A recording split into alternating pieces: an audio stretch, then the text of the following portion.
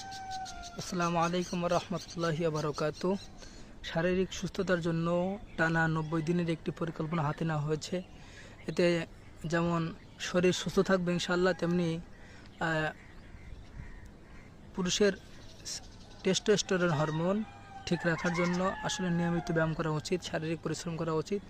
যারা মাঠে ঘাটে কাজ করে, পরিশ্রম করে, তাদের জন্য ব্যায়ামগুলো না করলেও হবে। কিন্তু যারা মানসিক পরিশ্রম করে কিংবা অফিসে কাজ করে, বেশ শারীরিক পরিশ্রম করে না, তাদের জন্য অবশ্যই এই নিয়মগুলো মেনে চলতে হবে।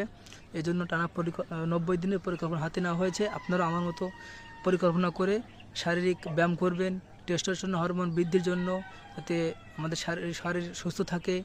পুরুষের সেক্স হরমোন, টেস্টোস্টেরন হরমোন যেন সঠিকভাবে সঠিক মাত্রায় বজায় থাকে, এর জন্য আমাদের নিয়মিত ব্যায়াম করা উচিত।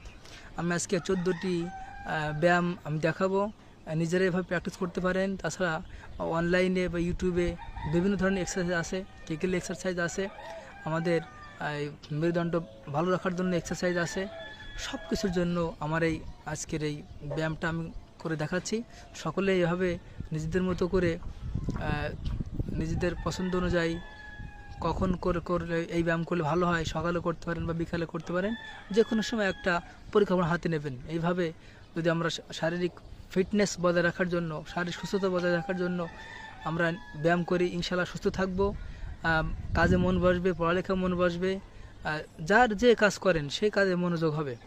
এবং এই মনোযোগ না থাকলে, যদি কাজ করে ভালো না লাগে, তাহলে সেই কাজ করতে আপনার ভালো লাগবে না। মন ভালো না থাকলে কাজ করতে ভালো লাগে না।